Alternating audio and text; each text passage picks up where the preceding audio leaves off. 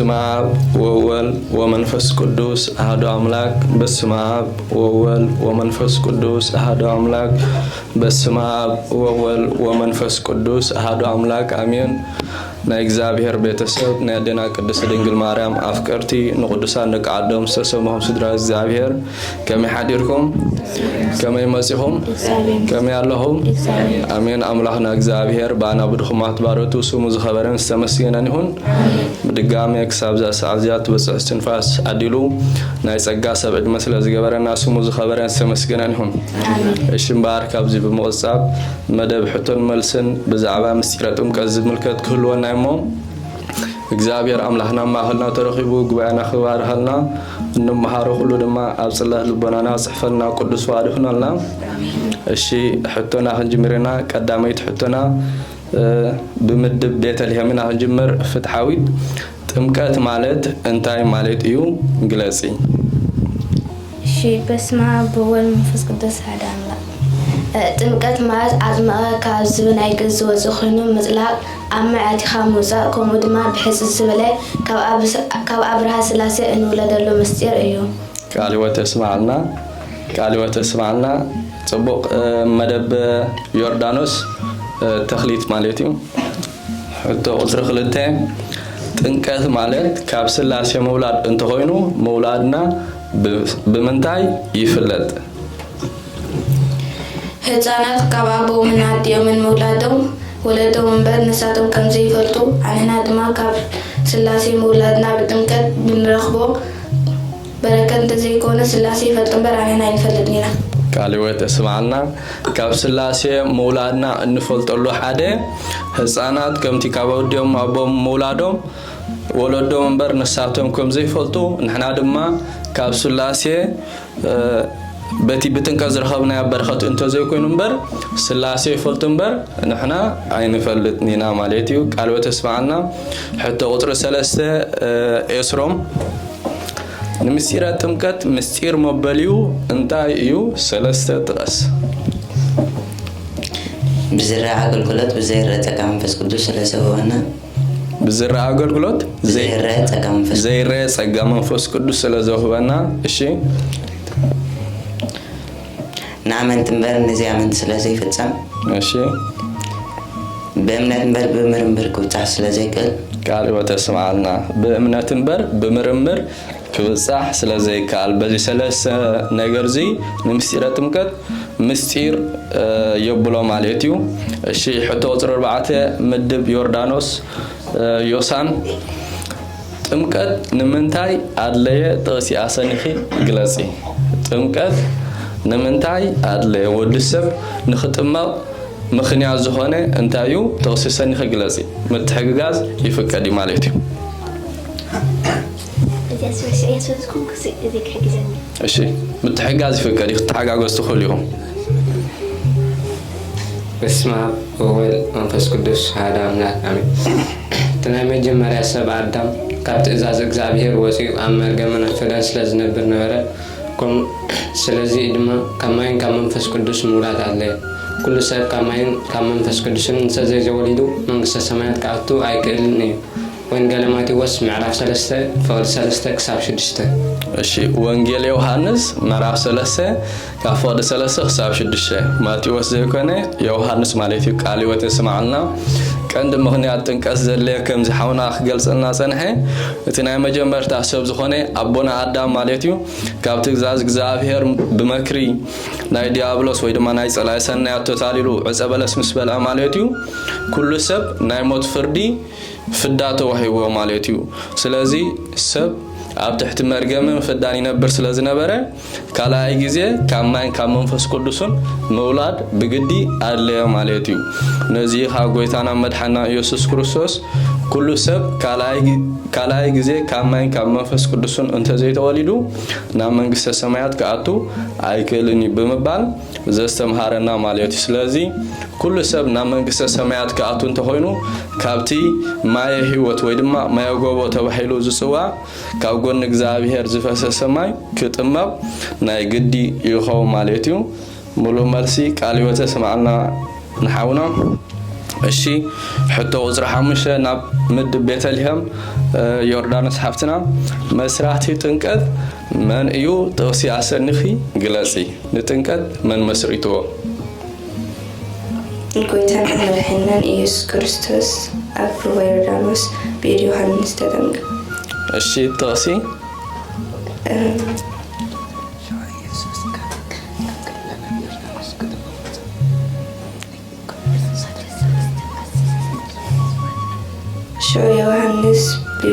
ሽዑ ኢየሱስ ብዮሃንስ ክጥምቀ ናብ ዮርዳኖስ መፀ ካብ ገሊላ ናብ ዮርዳኖስ መፀ እሺ ኣበየናይ ምዕራፍን ፍቕዲ ንረኽቦ ወንጌል ማቴዎስ 3:13 ቃል ወተሰማዓልና ሽዑ ኢየሱስ ብዮሃንስ ክጥምቅ ካብ ገሊላ ናብ ዮርዳኖስ መፀ ብምባል ወንጌላዊ ቅዱስ ዮሃንስ ቅዱስ ማቴዎስ ምዕራፍ 3 ፍቕዲ 13 ጽሒፍልና ይርከብ ማለት እዩ እሺ ሙሉእ መልሲ ሕቶ ቁፅሪ 6 ምድብ ዮርዳኖስ ማለት እዩ ናብ ሚካኤል ጎይታና ኣብ 30 ዓመቱ ዝተጠመቐሉ ምስጢር እንታይ እዩ ክልተ ምኽንያት ግለጽ ንምንታይ ጎይታና መድኃኒትና ኢየሱስ ክርስቶስ ኣብ 30 ዓመቱ ተጠሚቑ በስመ አብ ወወልድ ወመንፈስ ቅዱስ አሐዱ አምላክ ስልጣነ ክህነት ኣብ 30 ከም ዝዋሃብ ከረጋግጸልና ወዲ 30 ዓመት ኮይኑ ዝተፈጥረ ኣዳም ዘጥፍኦ ውልድነት ንኽመልሰሉ እሺ ቃል ወተስማዓልና እቲ ቀዳማይ ምኽንያት ኢለና ኣብ 30 ዓመት ስልጣነ ክህነት ኣብ 30 ዓመት ከም ዝዋሃብ ንኸረጋግጸልና እቲ ካልኣይ ምኽንያት ከዓኒ ወዲ 30 ዓመት ኮይኑ ዝተፈጥረ ኣቦና ኣዳም ዘጥፍኦ ውልድነት ንኽመልሰሉ ምኽንያቱ ጎይታና መድኃኒትና ኢየሱስ ክርስቶስ ዳግማዊ ኣዳም ስለ ዝኾነ ማለት እዩ እሺ ሙሉእ መልሲ ቃል ወተስማዓልና ሕቶ ምድብ ቤተልሔም ማለት እዩ ፍትሓዊት ንምንታይ ቤተ ክርስቲያን ኣስተውዕሉ ንምንታይ ቤተ ክርስቲያን ወዲ ኣብ 40 ጓል ድማ ኣብ 80 ተጠመቕ 4 ምኽንያት ኣለና ማለት እዩ ካብቲ ብዙሕ ኣቦና ኣዳምን ኣዴና ሔዋንን ኣብ 40 ኣብ 80 ናብ ገነት ዝኣተዉ እሺ ኣብ 40 ኣብ 80 መዓልቲ ናብ ገነት ስለ ዝኣተዉ ካልእ ካጆም ናይ ግዝረት ናይ ጥምቀት ምሳሌ ግዝረት ህፃናት ከይደረፉ ይሳተፉ ስለዝነበሩ እሺ ህፃናት ንመንግስቲ ኣምላኽ ድልዋት ክኾኑስ ኣጠምቕዎም እሺ እስኪ ሙሉእ መልሲ ባ ተስፋ ድሕነት ተስፋ ድሕነት ንዓበይቲ ንሽማግለታት ጥራይ ዘይኮነስ እንከላይ ህፃናት መንግስቲ ሰማያት ድልዋት ክኾኑስ ኣጠምቕዎም እሺ ድልዋት ንኾኑ የጠምቕዎም ይጥምቑ ማለት እዩ እሺ ሓንቲ ናይ መወዳእታ ተሪፋትናላ ህፃናት ብናይ ወለዶም እምነት ከም ዝጥምቑ መጽሓፍ ቅዱስ ስለ ዘረዳእና እሺ ቃል ወተስማዓልና 4 ምኽንያት ማለት እዩ ተቀዳማይ ምኽንያት ኣዳምን ሔዋንን ኣብ 40 ኣብ 80 መዓልቲ ናብ ገነት ስለ ዝኣተዉ ኣብ መጽሓፍ ክፋለ ምዕራፍ 4 ፍቕዲ 9 ንረኽቦ ካልኣይ ከዓኒ ናይ ጥምቀት ምሳሌ ዝኾነ ግዝረት ማለት እዩ ኣብ ብሉይ ኪዳን ህፃናት ከይተረፉ ይሳተፍዎ ስለ ዝነበሩ ሳልሳይ ከዓ ተስፋ ድሕነት ዝተዋህበ ንዓበይቲ ሽማግለታትን ጥራይ ዘይኮነስ እንኮላይ ንህፃናት ንመንግስቲ ኣምላኽ ድልዋት ንኾኑ ተጠምቖም ራብዓይ ድማ ብናይ ወለዶም እምነት ህፃናት ከም ዝጥመቑ መጽሓፍ ቅዱስ ስለ ዘረዳእና ማለት እዩ በዚ ምኽንያት ቤተ ክርስቲያን ንደቃ ኣብ 40 ኣብ 80 መዓልቲ ተጠምቖም ማለት እዩ እሺ ቃል ወተስማዓልና ምድብ ዮርዳኖስ ናብ ተኽሊት ሕቶ ቁጥሪ 8 ማለት እዩ ጎይታና ኣብ ሩባ ዮርዳኖስ ዝተጠመቐሉ ምኽንያት ግለጽ 4 ምኽንያት ኣለካ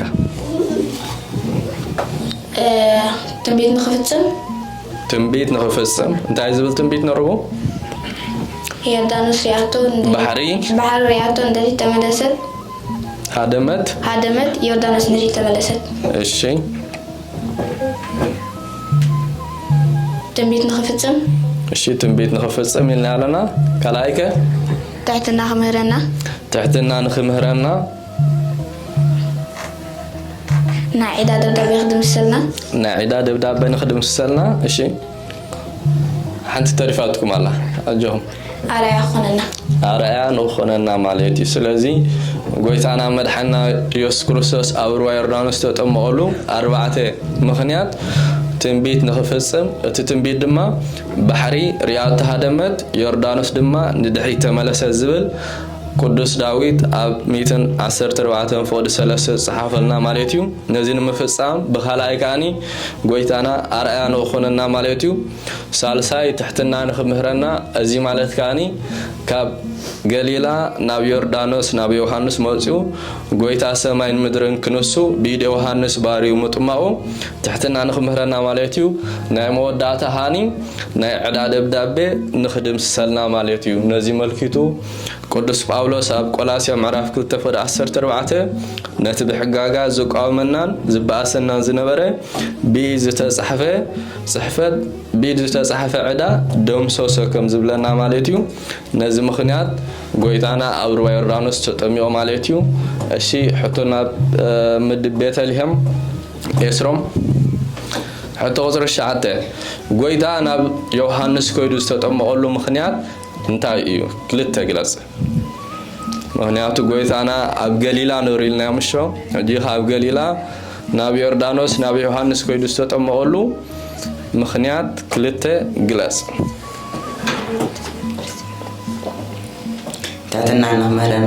تحتنا نخمهرنا أرأي نخوننا شيء جزير لكم تحققوا ولا سارهم من لهم ماشي تحتنا خمهرنا أرأي خوننا زمال الدماء بيتنا محنا يسوع كريستوس يوحنس مسيح آدم وألم سرعت كجبرلنا إشي زمان الدماء بيتنا يوحنس مسيح آدم وأني لو أنت تنبر نيرو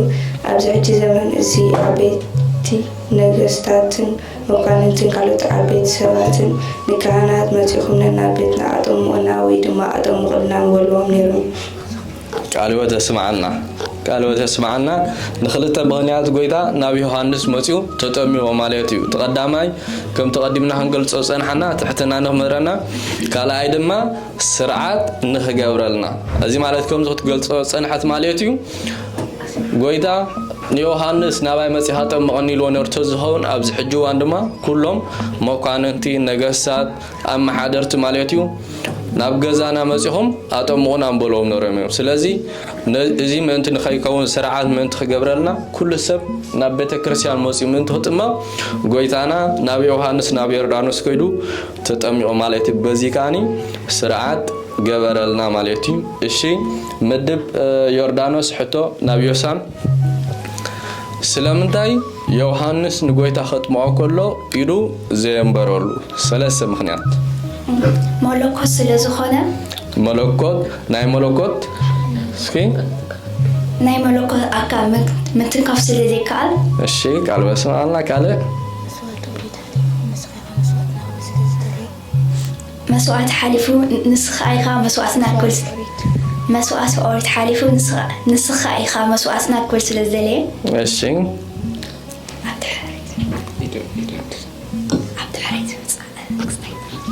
حجزة إيدون تزمبرلو نيرو عبد حرواي زمن استسو عبيتي حسوتي مكانتي يوحنس نقويت أخبر ويمر الشيء قالوا تسمع الله صبوا ملو مرسي أنت قدامي مسواتي أوريد حلفو مسواتنا حقنا مسواتنا نسخة نخبز لزدالية مالتيو مونياتي أب أوريد تام زورو نورم رجاجا بيتن الحمتن زامسولو مسواتي أورو نورم مالتيو أب حد الشدانجين حقنا بقى حقنا مسوات زخننا قويتنا مدحنا يسوع كريستوس لزوانه نزي مخنيات نسخة حقنا مسواتنا قبل سلازدالية دايقرو إيدو ينبرولو مالتيو بخالاي كادو إيدو تنزمبرول نيروسي أبز حجوان زيتونسو حسوتي منافعان حسوتي ممهران انتاين بولو يوحنس نقويتا أخبيرو ويد ما يعبيو أزي مالت يعبيو نخيبلو مخنيات من تخيكونهم بزي كاني إيدو أيام برولو مالتي بسالساي درجة هاني ناي ملكوت أكل متنكاف أي كالن قبل الناس لازدالي نزي سلسة مخنياتو زي يوحنس نقويتا إيدو أيام برولو مالتي الشي حتى قزر عسر تحدي مد بيت الهم يردانس منفس قدوس أسألو منفس قدوس بأمسار رقبي زوردو له مخنيات جلسي أو كذي أبونا نور رقبيت ناي حاجات ناي تفات ماي قولي المرتبط لما عولي قوتني حزامة أشجر ما منفس قدوس ناي حاجات بحري قولي المخبر بأمسار رقبيت رأي الشي قال يوت يسمعنا قال أي تغير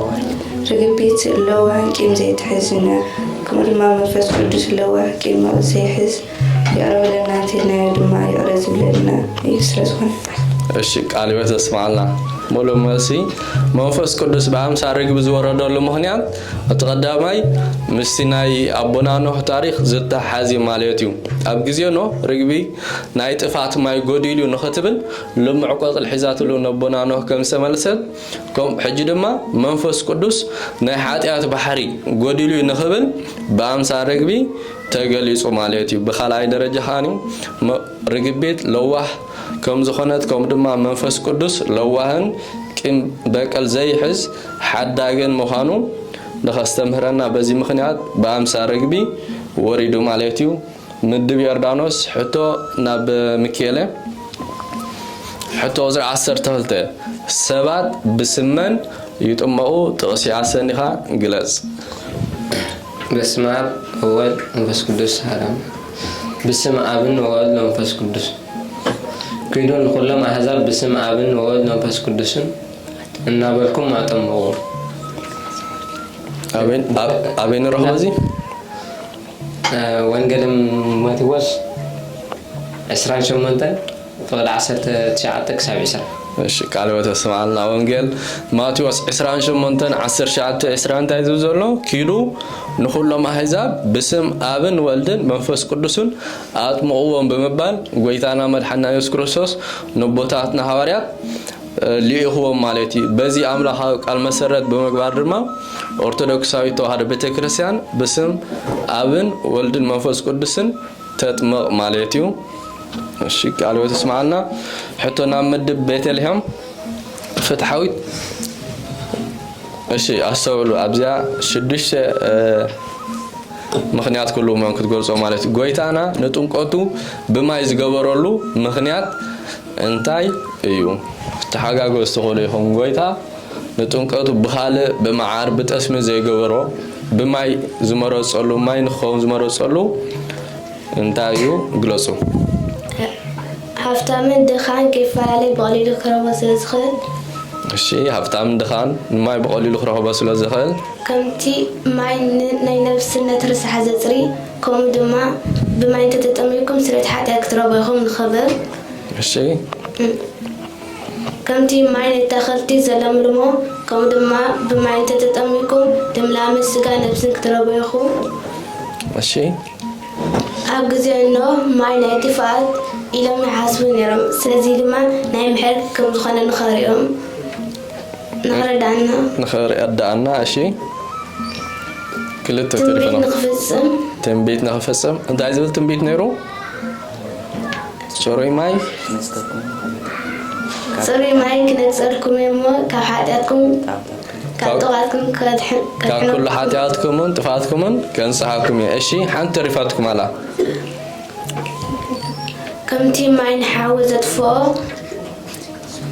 كم دماء نسون بما انت تتميكم كابسرتي كاب جهنم مساك دحنا يخون خبر الشيء قالوا تسمع لنا مولو ملس ماليتيو بزي سدش مخنيازي بمغبار غويتا نطنقطو بماي غرو ماليتيو مخنياتو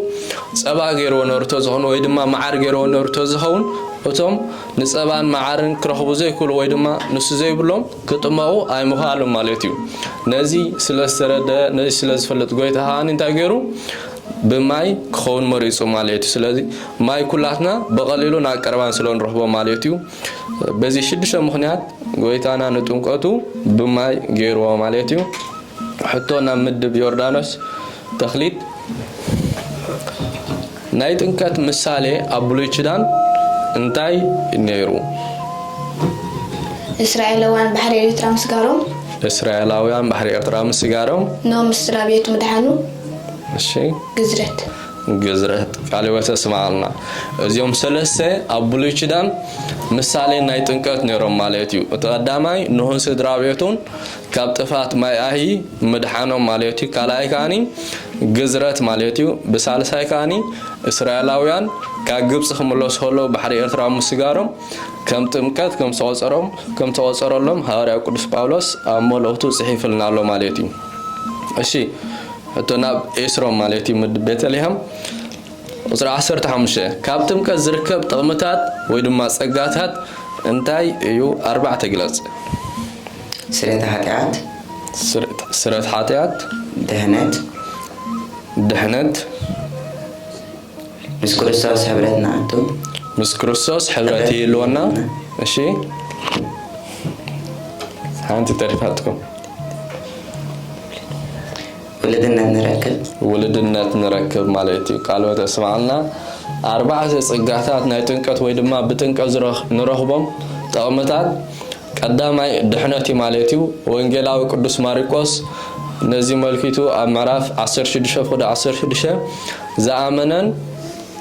ዝኣመነ ዝተጠመቐን ክድሕን እዩ እቲ ዘይኣመነ ግና ክኾነን እዩ ስለ ዝበለና ቀዳማይ ንድሕነት ኣገዳስን ወሳንን ታራ ዘለዎ ምስጢረ ጥምቀት ማለት እዩ ብኻልኣይ ካኒ ውልድነት ንኽንረክብ ማለት እዩ ነቲ ኣቐዲምና ዘጥፋእናዮ ውልድነት ንኽመልሰልና ጎይታና መድሓኒና ኢየሱስ ክርስቶስ ብማይ ኣብ ሩባ ዮርዳኖስ ተጠሚቖ ማለት እዩ ብሳልሳይ ከዓ ስርየት ኃጢአት ንኽንረክብ ራብዓይ ካኒ ምስ ክርስቶስ ሕብረት ንኽህልወና ማለት እዩ እሺ ሕቶ ቁጥሪ 16 ናብ ምድብ ዮርዳኖስ ዮሳን ከጠምቕ ስልጣን ዘለዎ መን እዩ? ምስ ጥቕሱ ወይ ድማ ዓንቀጽ ግሎጺ ማዕረገ ካህን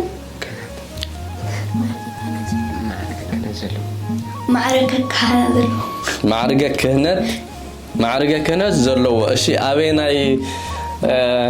ዓንቀጽ ወይ ድማ መጽሓፍ ንረኽቦ? ቃል ኣዋዲ عنكس شمنت أبقى الأوادي عنكس شمنت أنت إذا بنركب معركة كهنت زلوا كهنت راي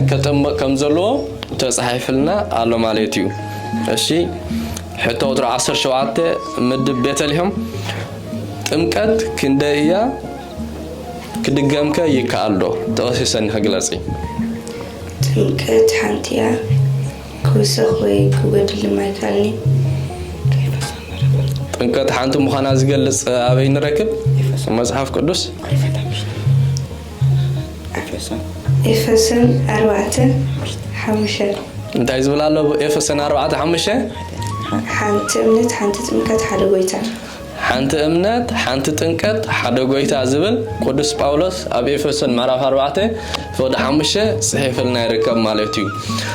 ሰለሰሚትን 18 ኣቦታት እውን እንታይ በመባልዮም ጽሒፎምና ዘለዉ ወናምን ባህቲ ጥምቀት ለስርየት ኃጢአት ብዝስረየላ ብሓንቲ ጥምቀት ናምን በመባል ኩሉ ግዜ ኣብ ናይ መዝገበ ጸሎት ኣክፋል ጸሎት ሃይማኖት ንረኽቦ በዚ ምኽንያት ጥምቀት ሓንቲ ማለት እዩ ጥምቀት ድማ ኣይትድገምና ሓንሳብ ምስ ፈጸንካ ካልኣይ ግዜ ኣይትድገምና ማለት እዩ እሺ ናይ መወዳእታ ሕቶና ናብ ምድብ ዮርዳኖስ ማለት እዩ ሚካኤል ዮሐንስ ኣስተውሉ ዮሐንስ ንጎይታ ኸጥምቆ ከሎ እንታይ እንዳበለ ኣጠሚቕዎ ምኽንያቱ ኣቦታት ካህናት ንዓና ኸጥምቑና ከለዉ ኣጥምቐከ ብስመ አብ ኣጥምቐከ ብስመ ወልድ ኣጥምቐከ ብስመ መንፈስ ቅዱስ እናበልዮም ዘጠምቑና ዮሐንስ ከንጎይታ እንታይ እናበለ ኣጠሚቕዎ ኣፍለጥካን እሺ ሓግዝዎ ተሓጋገዙ ጆም ግዜ ኣለኩም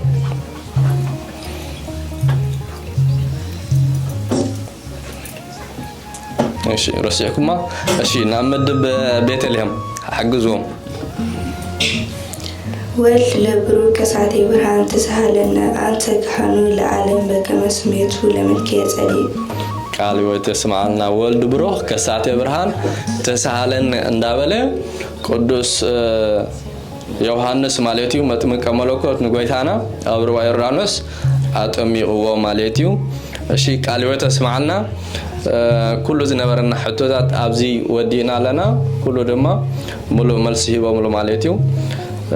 استمهرنا سمعنا كله ابصلات لبنانا سفلنا اغزابير قدوس فؤاد يሆናልና سمعت ترازي كنا اسغبرتهم كوندما اغزابير بصغو يدغفنا الشمبار ابزي كاخلناي ابزي كنا ودينا مدبنا وسبحات لاغزابير ولولاديت دنگل ولمسقلو كبر امين